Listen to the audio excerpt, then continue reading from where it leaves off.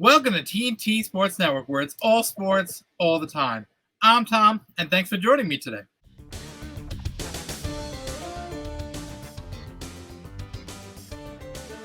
All right, guys, we got another special one coming at you. We already did the AFC with our ESPN contributor, Scott Rockcamp. Now we have another special one for you. We have the NFC preview and prediction show with your biggest Rams fan in the world, Mr. Kevin Budney.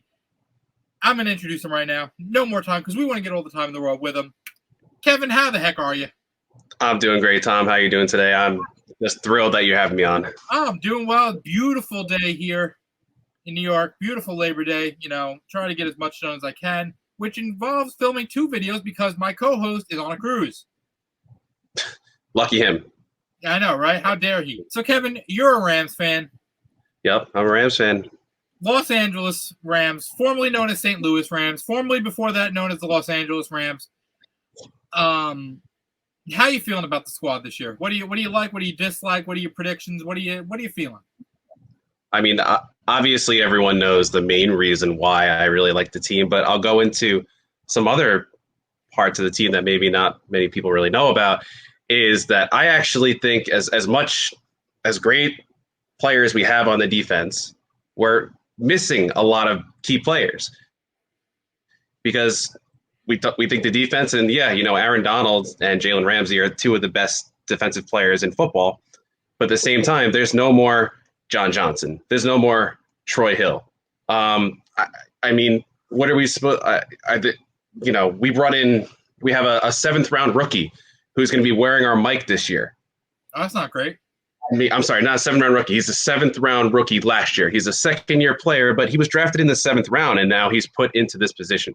So that could cause some issues. I mean, imagine Aaron Donald. This guy has been in the league for about 10 years now, who is now not taking orders from, but you know what? He's got to listen to a 2nd-year guy who was drafted in the 7th round. Yeah, that's in Jordan Fuller. So if I was a 2nd-year guy and I had to give orders to Aaron Donald, I would poop my pants. I'm surprised he hasn't already. Or if he has, then he's got a diaper on. So, yep.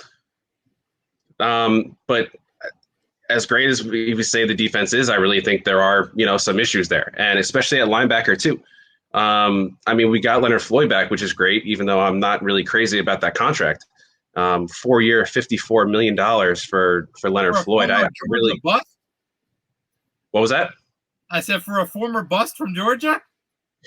Yeah, that was a lot of money. But all right, we can go towards the offensive side of the football. And obviously everyone's going to talk about the Stafford, Goff trade. And yeah, Stafford at this point is 100% an upgrade over Goff. And there's no one happier to hear that than Cooper Kupp, Bobby Trees, Robert Woods, in case anyone is not sure about. Right. Sure about that.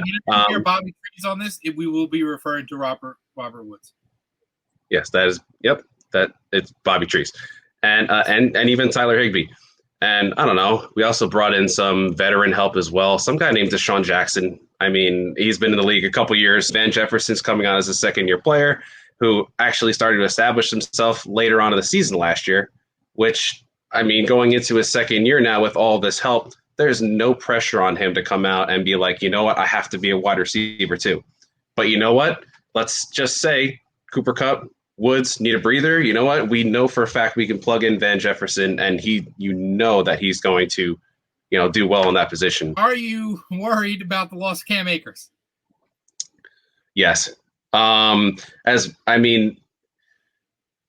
running backs are starting to become a dime a dozen in the NFL now. But what he was doing towards the end of last year when he single-handedly beat the Seahawks when Jared Goff had half of a freaking hand. Mm-hmm. We had no choice. We had no choice but to give him the ball. And what did he have? 170 something total yards that game. He was a one-man wrecking crew. I was so looking forward to him, just being the bell cow, just being the every down back going into the season. You knew for a fact that Henderson can play pretty well, but you know that there's a guy behind him at the same time who can come in and take a couple reps. we didn't think that we were going to throw Henderson now into this every down back kind of role. Well, you're not. Don't worry, because now you have Sony Michel. Hold on. And but Xavier Jones, did he get injured? No, Jake Funk. Jake Funk will be the fourth. Grand Funk Railroad, Jake Funk. Jake Funk will be the last running back to make the team. But I really do. I feel for Akers because I think he was just going to have a fantastic year coming up. Catching passes out of the backfield, taking some pressure off of Stafford early on in the season, early on in games. I really do. That was a tough one. That was a tough one, and it's not just from a fan perspective, not from just from a team perspective. I feel for him. It sucks. I mean, it's hard to come back from. You see people coming back from ACL injuries, actually, a little bit easier now than Achilles injuries. So, I mean, Achilles, we'll see what happens. Yeah, it's rough. It's not really an easy injury to come back from. Mm-mm. What type of season are you seeing for your Rams here? What's your record prediction that you see so far? Because we were looking at when we had Scott on for the AFC show, and he's really bullish on the Titans. But we were looking at their schedule, and they have a brutal part of their schedule. It was like They have like the Jets and the Jaguars, so obviously they're brutal. But then they have like the Colts, the Bills, the Chiefs, the Rams, the Saints. Like that's a pretty brutal part of the schedule. So like, how do you feel about the Rams, and how do you feel? Do the Rams have an easier schedule, tougher schedule? What's your viewpoint of them going into the season? Well, number one, they're going to have 6 tough games inside of their own division. That's very true. That's not even including the rest of their schedule. Yes. Any team in that division could actually come out, and I wouldn't be surprised. Yeah. I mean, you can't count out Seattle. You can't. When Russell Wilson and Pete Carroll are there, I mean, it's a completely different kind of Seattle team than what we're used to in the past because they've been so defense heavy, and now their defense is honestly becoming one of the worst defenses in football. But at the same time, their offense is just blowing up with all of these weapons. I mean, Chris Carson, if he stays healthy, he's going to do some damage. You have literally a robot out on the outside to pair up with one of the best route runners and honestly one of the best spectacular catch type makers in Lockett, and obviously the robot is Metcalf. But that offense is always going to be special. They're going to have to outscore teams this year. It's going to be different from years past where they're just running the ball and playing hard defense. And then who knows what's going to happen with the Cardinals because Murray started looking good towards the end of the year. They have the wide receiver names that they have on that team are like ridiculous. The fact that you got Hopkins paired up with, I don't know, Christian Kirk and some guy named AJ Green. I've heard of him before. Oh, you've heard of him? Oh, yeah. Okay. Yeah. Have you heard of Andy Isabella? My guy, Andy Isabella. But I mean, they have weapons too. They have 2 stud running backs there, with John Connor and Edmonds. Like the amount of weapons that they have in that offense too. And then you can't count the 49ers out, they're going to be a little more of like a slow played kind of team. They're going to kind of punch you in the face kind of defense. They're going to play a little bit slower because I really do. I think Trey Lance is going to end up, being the starter, especially at the end of the season. But they have 3 really viable running backs there. Their defense up front is fantastic. Everyone knows that. I don't know. I mean, if you're looking for a record out of the Rams this year, I think realistically thinking, I think they come out at 10-7. But I think they can win the division at 10-7, with the rest of the division going maybe another 10-7, a 9-8, and then maybe an 8-9. I mean, I think the division is going to be so close. Is it crazy to think that the Cardinals have a chance to win this division? No, I don't think it's crazy at all. If Kyler Murray takes another step forward, then who knows who's going to win that division? I mean, obviously we've seen quarterbacks excel in their second year. We've seen quarterbacks just completely fall apart.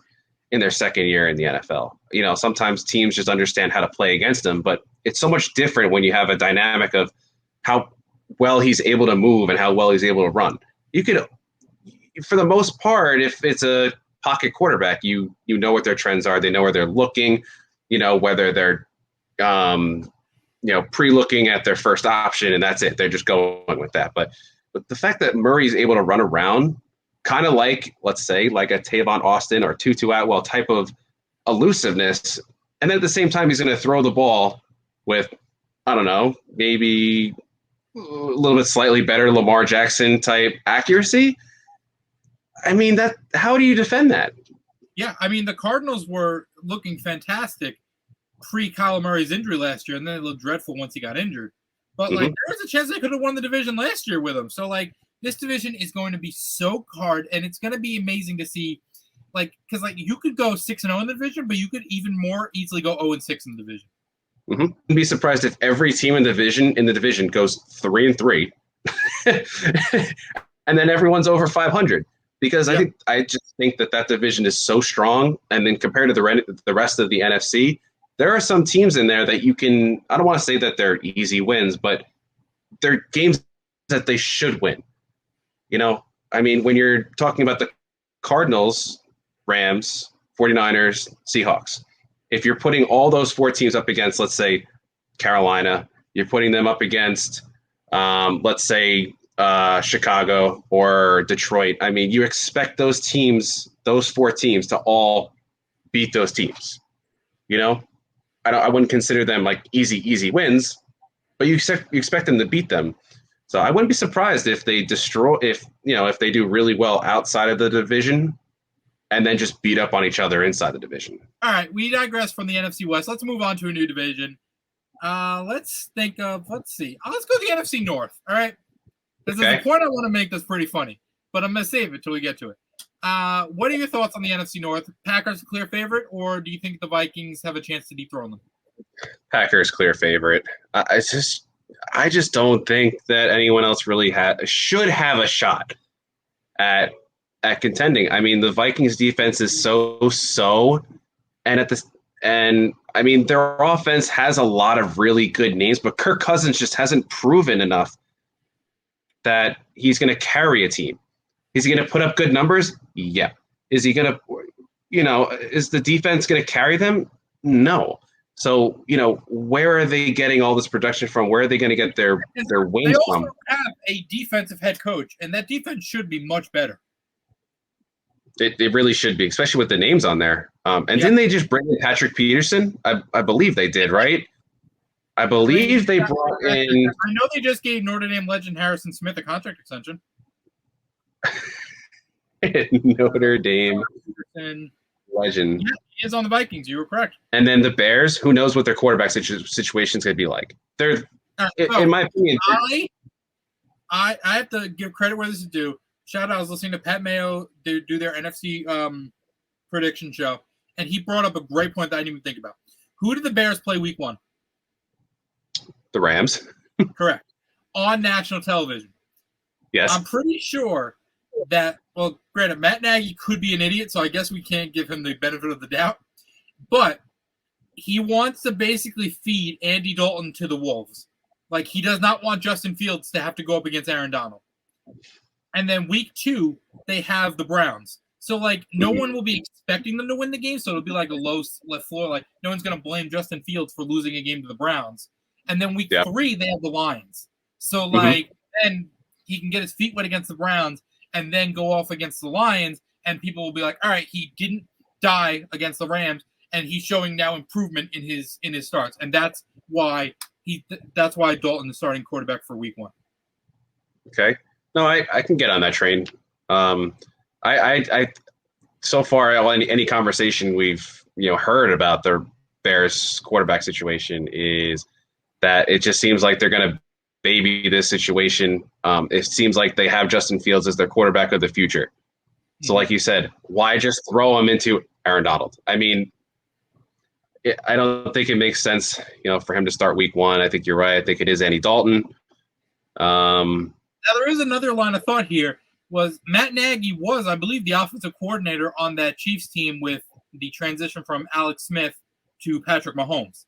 So Matt Nagy could be delusional enough to think that Andy Dalton is Alex Smith and that they can run. Because I forget the Bears actually made the playoffs last year on the back of David Montgomery.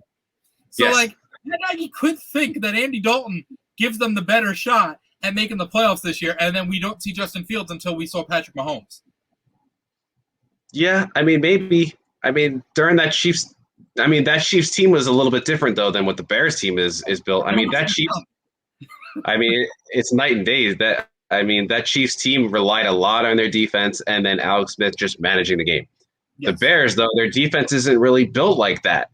You know, it's ironically the Bears team, their defense isn't really as great as it has been in the past either, and they're going to have to score some points if they want to beat their opponents. Yeah. So, I mean, then we talk, and then then we got the Lions. Wait, can I make my funny point about the Lions now? Sure. Okay, so they went from having Matt Patricia, who, as we all know, was just an absolute disaster as a head coach. And Matt Stafford, right? And so they thought, let's upgrade. So let's bring in Jared Goff and pair him with an offensive coordinator, Anthony Lynn. What could go wrong having Jared Goff and Anthony Lynn together? Obviously nothing. And by the way, let's get rid of our best wide receiver too.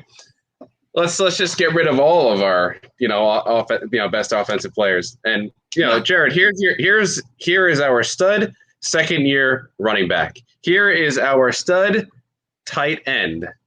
Okay, and here is the steal of your fantasy football draft, Tyrell Williams, who will be the number one wide receiver in Detroit. And a lot of us are going, wait, Tyrell Williams, the guy that was on the Raiders? That guy? Like, he's the number one receiver over here? Yeah, I mean, you look at their depth chart and go, oh, yeah, I guess he is.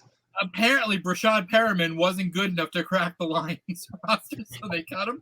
Also, and the fact that you have Jared Goff and Anthony Lynn, and the fact that their head coach is Dan Campbell. Yes, who is I heard a story one time.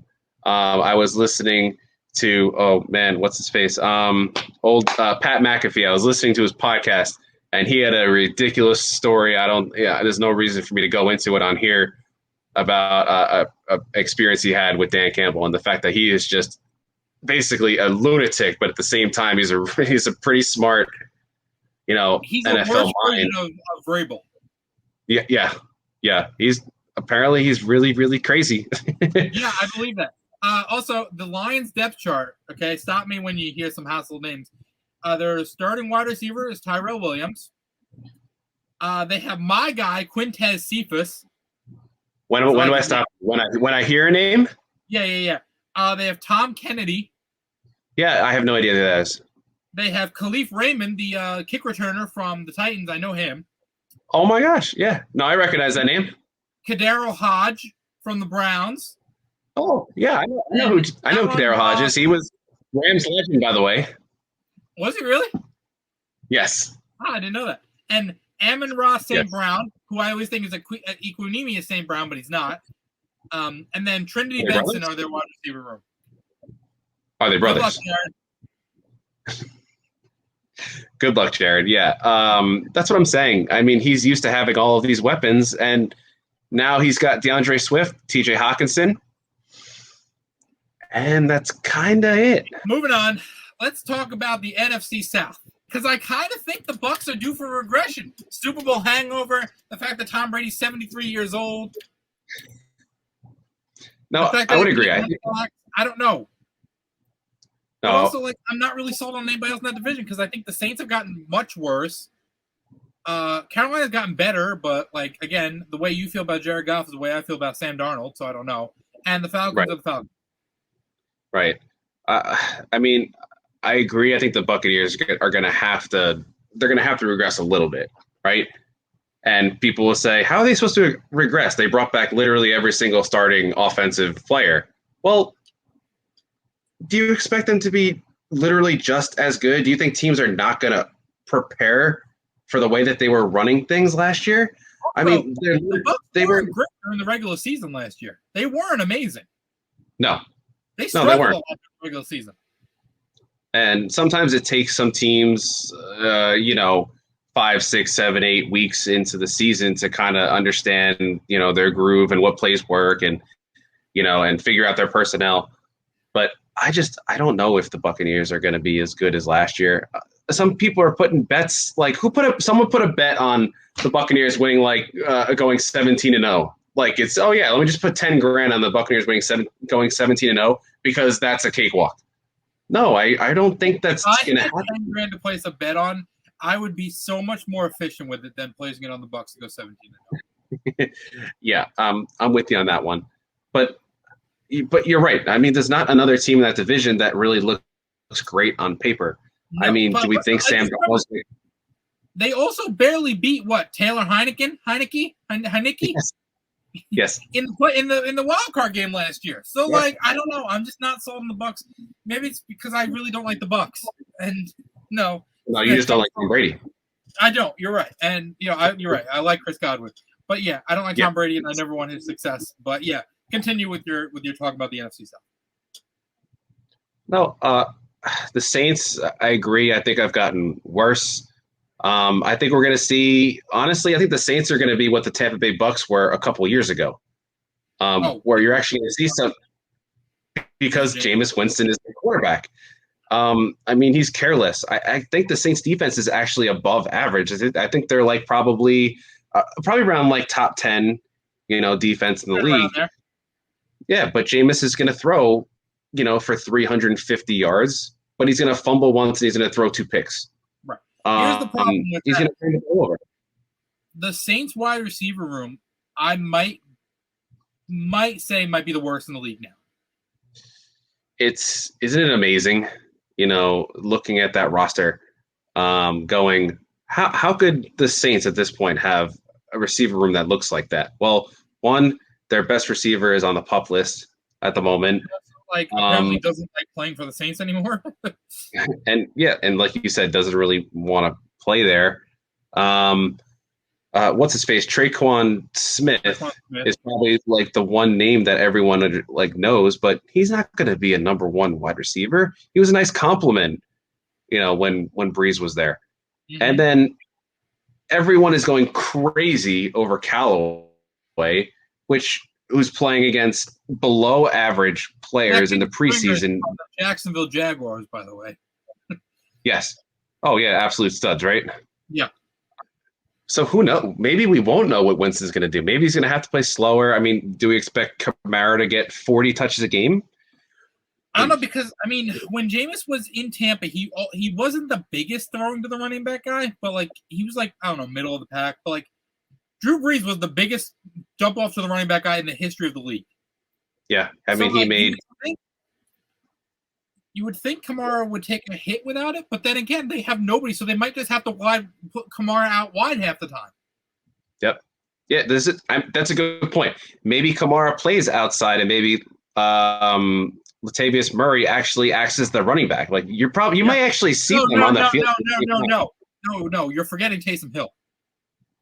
Oh yeah, no, my bad. The tight end, right? The running back.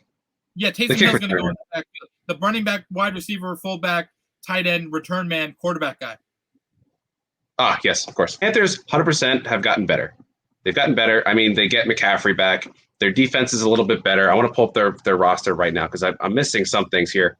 I'm pretty sure they actually held on to the most rookies of any team in the NFL, I believe. Didn't they also, last year, only draft rookies on defense, or 2 years ago, whenever that was? Literally it was last year. It was last year, right? Yeah. Every pick they made was a rookie, was a defensive rookie. Yep. Look, this team is loaded. They got DJ Moore. They got Robbie Anderson. They got Christian McCaffrey. They got Dan Arnold. They got Terrace Marshall. Look, Terrace Marshall is going to end up becoming Sam Darnold's favorite target by the end of the season. And I wouldn't argue against that. I wouldn't argue against that. That team on paper offensively, they have the players in place to do some damage. They do. I mean, McCaffrey is literally a quarterback's best friend. Like you said, you have two good running wide receivers on the outside. DJ Moore, who is, by the way, one of the best like jump ball contested type wide receivers that I've seen in a while. And last year, all I saw was slants from him. I'm like, yeah, 100%. What? Every time I saw a DJ Moore reception, it was like one catch, 9 yards, one catch, 10 yards. Why? Because he's just catching slants. They didn't allow him really to be a wide receiver. No. Now, I'm not one to tell Joe Brady how to do his job, but maybe line up Christian McCaffrey close to the line of scrimmage and put Chuba Hubbard in the backfield. That'll throw teams off. I am so high on Chuba Hubbard that I think he might be the best backup running back in the league. And he's only a rookie. Yeah, no. That's 100%. That offense. That's a good – yeah, no, that offense looks amazing on paper. I mean, if you insert, I don't know, Aaron Rodgers or Patrick Mahomes in that offense, you're talking about a Super Bowl run. Yeah. That's the offense that you're talking about. The whole thing is it's all on Sam Darnold. Yeah. And it's not like we're talking about Sam Darnold's been in the league for a couple of years. You know, this is it. Like this is basically where we either tell if he's got it or he doesn't. He's young. He's what, 23? He's the youngest out of that class. He might have just turned 23 or he's still like 22. 22. That's amazing. That's amazing to think because he's been in the league for a couple years now. Yeah, it's just crazy. Okay, so he just turned 24 in June, and he's been in the league since 2018. Yep. So like he came in as like a 20-year-old. So he came in 2018. He played 18, played 19, played 20. He's going into his fourth year. Right. He also had mono one of those years that knocked him out, and his whole career was being coached by Adam Gase. So how much can you really like this guy? Like I've always been a Sam Darnold apologist, and this will be a make or break year. Either people will be proved right on Sam Darnold, or they'll be like, "Wow, he really was not a very good quarterback." But he's in a perfect situation with Joe Brady, with Matt Rule, and with that offense. Yeah, he's definitely in a position to do some damage. Then we got to talk about Atlanta. They don't know how to play defense. They know how to run an offense. And obviously everyone's eyes are going to be on Kyle Pitts. I mean, you don't draft a tight end that high for him to be completely below average. I mean, you just don't do it. And that's kind of goes into like what we were talking about before too. And honestly, I would back myself up too and say that it's not my favorite kind of tight end because he's not really there to block. He's going to be a receiving threat. He's a physical like unicorn. Yeah. What, 6'6", and he runs like a 4. I think it was like a 4.39 40. I think it was a 4.39 40 if I can remember off the top of my head. But those are just. It was a 4.4. 4.4? 4.4. Close enough. 4.39, 4.4. Yeah, honestly, like literally the amount of difference in that is like literally less time than taking me to snap my finger. Yep. And he's 6'6", 246, and he ran a 4.4. That's nuts. Mm-hmm. Absolutely nuts. Their defense is non-existent. No. Unfortunately, and it stinks because they have some names on there. I mean, Grady Jarrett's been there for a couple of years, and he's been a fantastic defensive tackle in the NFL for years. Dion Jones? I've always said this. He's a ball magnet. I just like anytime the ball is on the ground or the ball is fluttering in the air, Dion Jones is there. It's amazing. I actually think he's a fantastic middle linebacker who doesn't get enough credit. And your guy, Dante Fowler. Yeah, Dante Fowler. Yeah, Fowler as well. Whose season was okay last year, but obviously his best season in the NFL was when he was not facing 2-on-1s because Aaron Donald was taking them. Like when he was Leonard Floyd, you mean? Yeah. No, and Aaron Donald, never mind. I got what you're saying. Yeah. Now, we've been having the debate the last couple of days in preparation for fantasy football on who's going to be the better second receiver on Atlanta. All right. You think it's going to be? I think it's Russell Gage. And I think it's got to be the god, Olamide Zaccheaus. I think you're only saying that because his name is fun to say, because I would agree with that. I think he's a great receiver. I think he's he's absolutely a good deep threat. I think Russell Gage is a more polished type route runner. I saw him do some really good things last year, especially when Julio wasn't playing. He had a couple of really nice games. I think Russell Gage is going to have. I'm going to put a prediction here. I'm going to say 75 catches, 950 yards, and 7 touchdowns. Okay. I think he has a year like that. I really think he does. Honestly, that's a pretty safe bet to make because his stats last year were 72 catches for 786 yards and 4 touchdowns. Okay. Or and now would you rather Olamide Zaccheaus' stats of 20 catches for 274 yards and a touchdown? I don't know. You be the judge. Is that your case? That's my case. I'm resting my case. I think I won. Or we could all be wrong against Cordero Patterson. The running back? The guy. The guy who's listed as 3rd running back, but also like 3rd and 4th on the wide receiver depth chart. Yeah, no, that's not happening. I wouldn't be surprised too if Kyle Pitts ends up being the number 2 receiver, in terms of targets and yardage. So who knows? But like we were saying before, the offense really isn't the issue. We know Matt Ryan can spread the ball. He's going to throw a beautiful pass. He's going to put points up.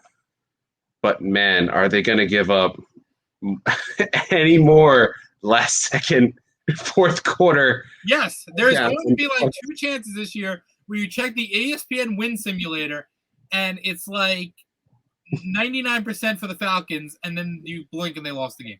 And they're going to blow it, yeah. That's just in the Falcons' DNA. That's who the Falcons are. That's who the Falcons always will be. They're the cursed team, and they're the Chargers of the NFC. Move on. The last division of the NFC East. I have no idea what to expect from this division. I don't think anyone does, because it's gonna be really fun to watch. Because you talk about the Cowboys, they're getting Dak back. That's literally that's really the only thing that we have to talk about is the fact that they're getting Dak back. They had everyone else last year. Yeah. Except for Leighton Van Der Esch. They didn't have him. And pretty sure he was out. Zeke wasn't healthy throughout the year. But he was healthy. But at the same time, you might think like because they had no shot, like maybe Zeke was a little limited. Obviously, I think if they were in a playoff position, Zeke would just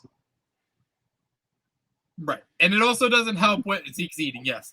It also doesn't help when you have Ben DiNucci under center and whoever else they had on the center last year, and you could just Andy Dalton. And Andy Dalton, and you can just stack the box against them and not have a worry about him going deep. And honestly, I think one of the most fun teams to watch this year is going to be the Washington football team. Yes, the footballs. Yeah, no, the footballs. That team it could actually be really fun to watch. The defense is fast. Top 5 defense in the NFL. Led by pass rusher in the league. Led by Chase Young. Yes. 2nd-year pass rusher who is already a top 10 defensive player in the entire NFL. That team is stacked on defense. Ryan Fitzpatrick, is going to throw the ball. They have a complement of running backs who can catch the ball and who can run the ball. Antonio Gibson, I have to talk about him first. Antonio Gibson is a guy who came out of nowhere and now is a legitimate, 1st, 2nd, and even 3rd down back for them. And J.D. McKissic can catch anything. Yes, he can. Out of the backfield. He's essentially a receiver who's going to take some handoffs. Yes. And they said earlier this summer that, now, granted, I don't believe anything anybody says in the NFL, but they were going to try and give Antonio Gibson a Christian McCaffrey-type workload. There you go. And if that's the case, boy, oh boy, watch out for Antonio Gibson. He'll have like 1,800 all-purpose yards. Yep. No, he could light up the league. And Terry McLaurin on the outside. Terry. Yeah, Scary Terry. He's becoming into his own. He's quietly a really, really good wide receiver that people just won't know. And the only times he struggled last year was when Washington just could not throw the ball or get the ball downfield there. Yeah, that was pretty much it. And they added help for him. I mean, they brought in Curtis Samuel, who started to come into his own as well when he was in Carolina. You bring him over, And I think he's so much better, honestly. And I lived in North Carolina for a couple of years, so I kind of got to see him a little more than maybe I would when I was living up here in New York. And I'm going, how is this guy only getting like 500 yards a year, 600 yards a year? Because his route running was good. He was making nice catches. He has really good yard after catch type potential. I really think that he's a legitimate option over there, and he could touch 1,000 yards this year, and I wouldn't be surprised. Yeah, and then that puts the Sims brothers back to like a 3 and 4 receiver, which I think that gives them very good 3 and 4 wide receivers. Mm-hmm. And then we got to talk about the tight end, my guy, Logan Thomas, ex quarterback, ex Virginia Tech quarterback legend, yes, Logan Thomas. Somehow has blossomed into a fantastic tight end. I couldn't believe the numbers he was putting up last year. Yeah. All of a sudden, it's like he went from catching like 1 or 2 passes a game to like, 10 catches a game now. Yeah, like there was a game where like last year for fantasy football, and I needed a win to get in, right? And he ended up taking me all the way to the finals, but I needed a win to get in, and he ended up with like 12 catches for like 130 yards, and I was like, boy, oh boy, what a time!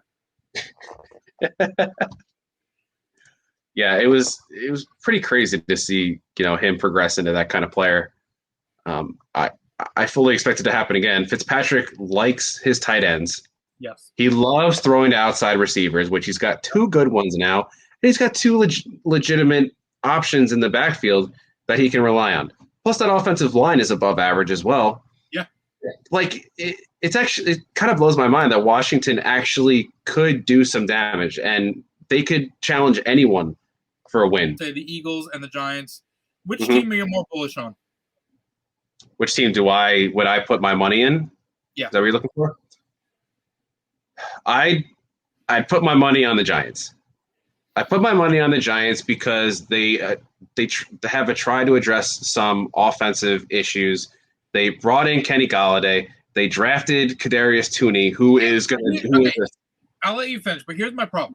The Giants brought in players that didn't fill a weakness. Like, receiver was not a weakness for the Giants. Right. And, like, they brought in Golladay. The best part about drafting Kadarius Toney is they got Chicago's first-round pick for it.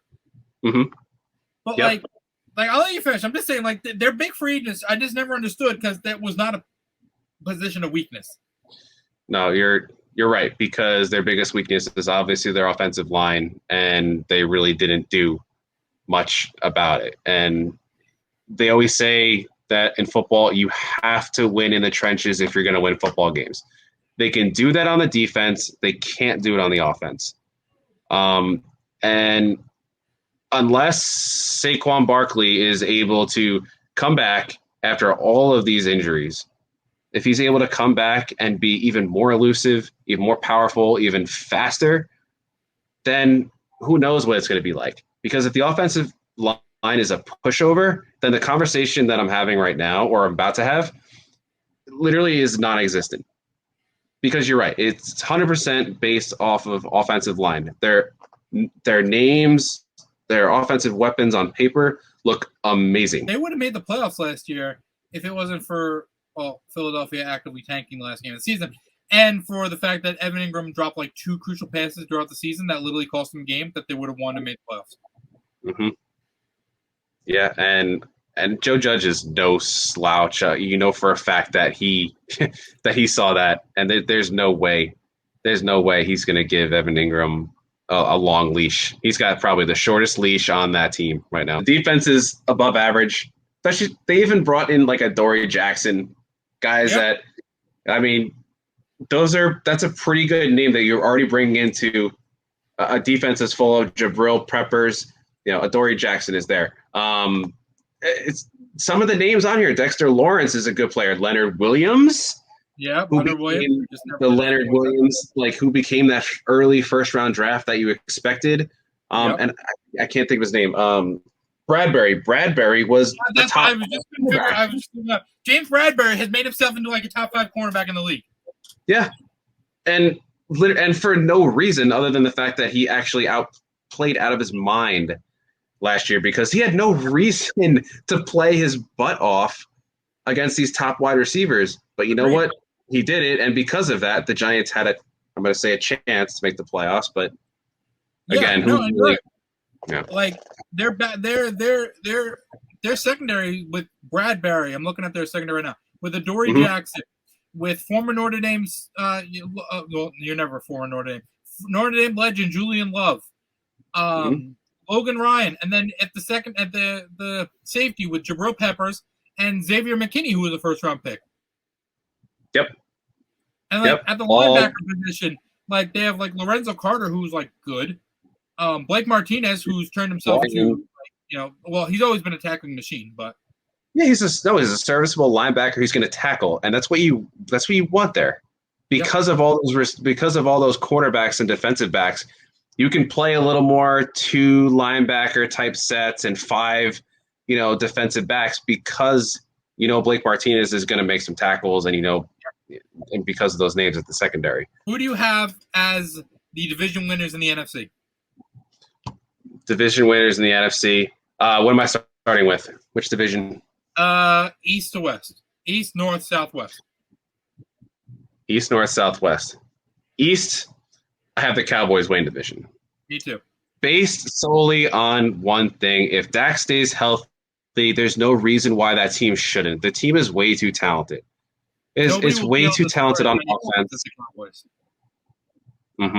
Yep. Offensively, they're way too talented. They're getting Van Der Esch back. They drafted the name is escaping me right now, the other linebacker. His name is escaping me, but he's a stud.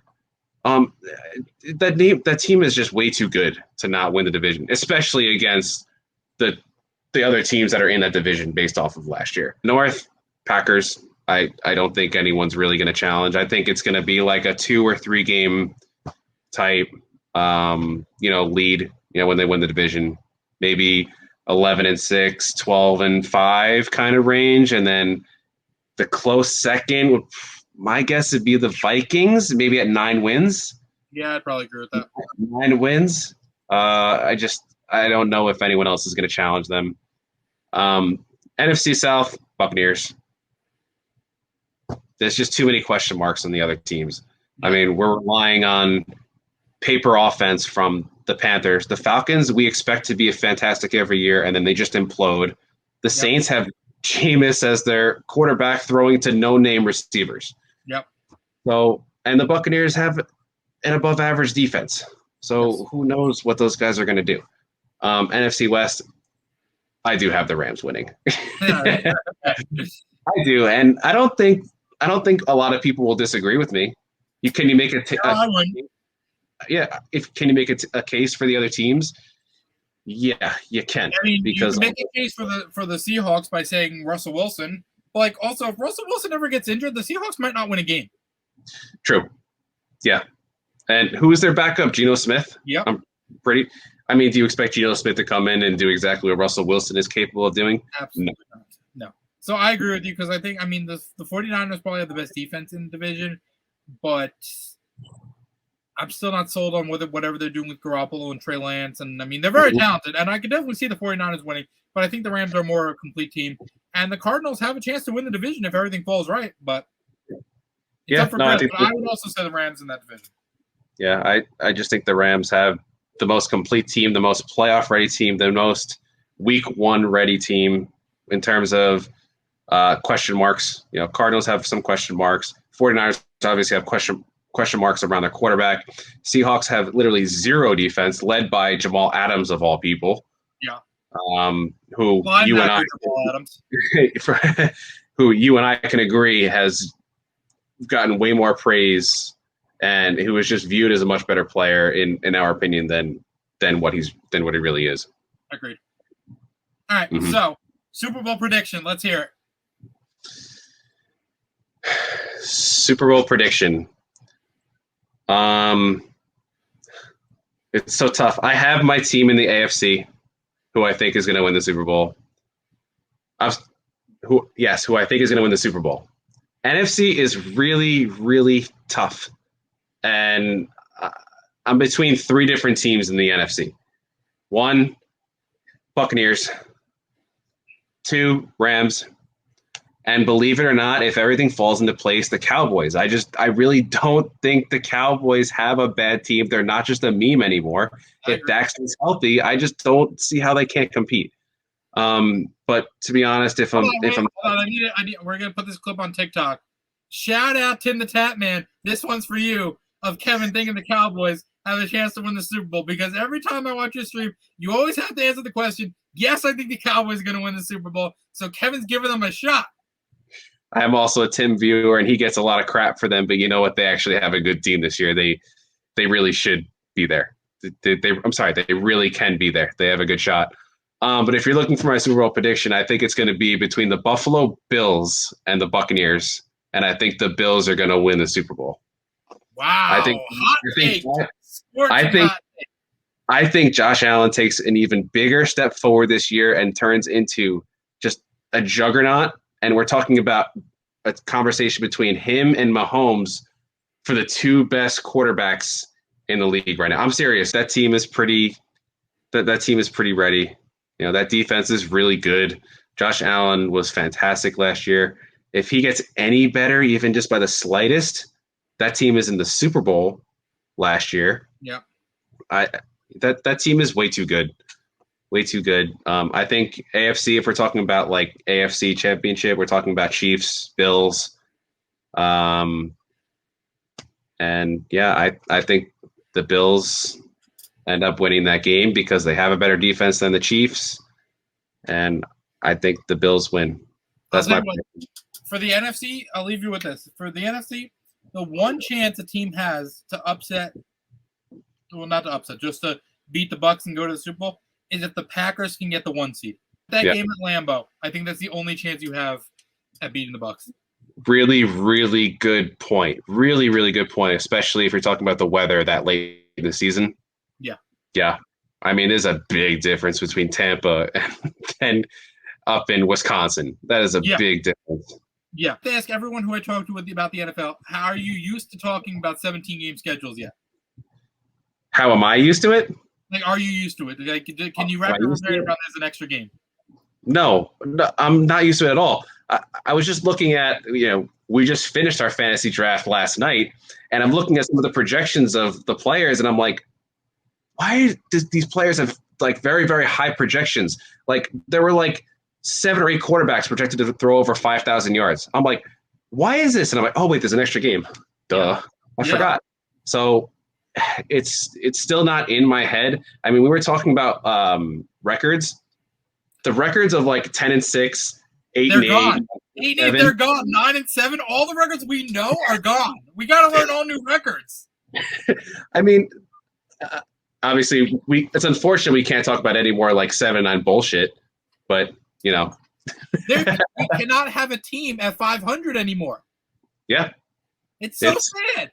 Yeah, looking at the win totals, look like the Chiefs are number 1 at 12.5, and I'm like, wow, that's a crazy season. They're expecting to go 13-3, and I realize no, they're expecting to go 13-4, which is basically a 12-4 season, which is doable.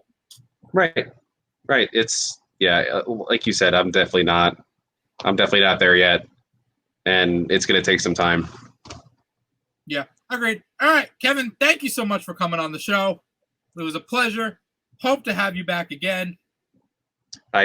Dude, this was a great time. Thank you so much for having me. Of course. And on that note, thanks for watching TNT Sports Network. If you like the content and you want continuous football content, smash the like button, smash the subscribe button, turn on post notifications, and like the video. I'm Tom. He's Kevin. Thanks for joining us.